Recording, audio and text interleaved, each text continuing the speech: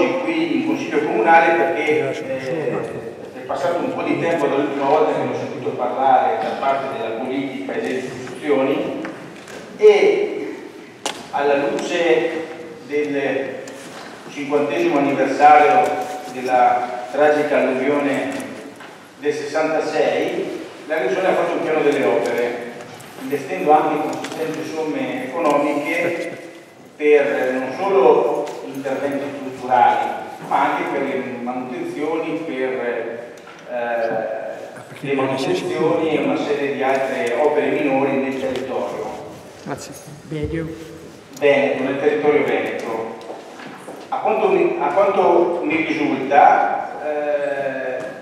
il nostro territorio, e nei confini del nostro territorio, che è non solo bagnato dalla laguna, dal mare, dal fiume Adige, dal fiume Brenta, ma anche da una serie di canali, e con un fenomeno di subsidenza che il territorio meridionale ha con delle difficoltà e dei rischi che prende quando proprio succedono queste alluvioni, queste inondazioni o comunque delle forti piogge, delle bombe d'acqua, si trovano in grave difficoltà, parlando del territorio generale. Punta Bordone in particolare è il punto più delicato. Ci ricordiamo qualche anno fa, nel 2014, quando una serie di circostanze delle agenti atmosferici ha portato a un'alluvione della zona, delle 60 abitazioni, delle 60 famiglie medio, che hanno anche ricevuto un'ordinanza di sgombero della zona, e andando a fare un sopralluogo un po' di tempo fa, perché sono stato coinvolto dai cittadini della zona, si è visto che l'opera in sé non avrebbe delle grandi somme di denaro da impiegare per mettere un minimo di sicurezza, cioè di seguire un po' il perimetro della città Bordone, di alzarla di 1 metro con un muretto e renderlo insomma in qualche modo più alto del letto del fiume quando si alza con le piene dei fiumi e dei canali. Loro mi hanno chiesto di interloquire con la Regione, però mi è sembrato più corretto, più delicato che sia il Consiglio Comunale, visto che più parti politiche in questi anni sono date da fare attraverso dei rappresentanti di Regione,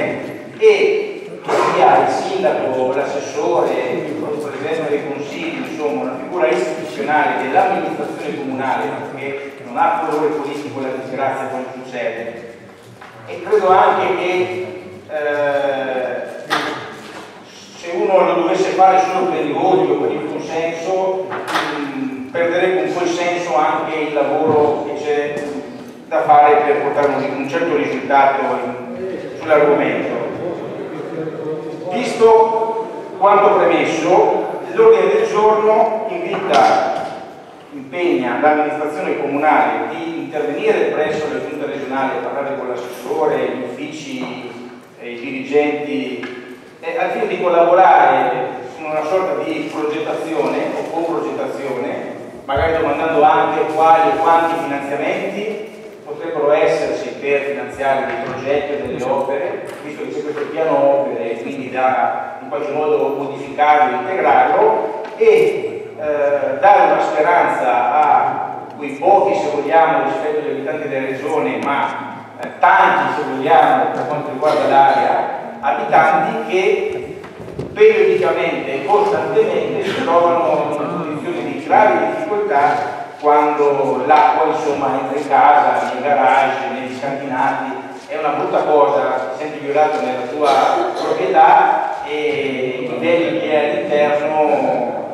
deperiscono, si rovinano o in qualche modo insomma hai anche dei danni economici che puntualmente non vengono mai pagati, perché nonostante il comune faccia a preparare le carte per chiedere lo stato di crisi piuttosto che lo stato di calamità, quello che vogliamo,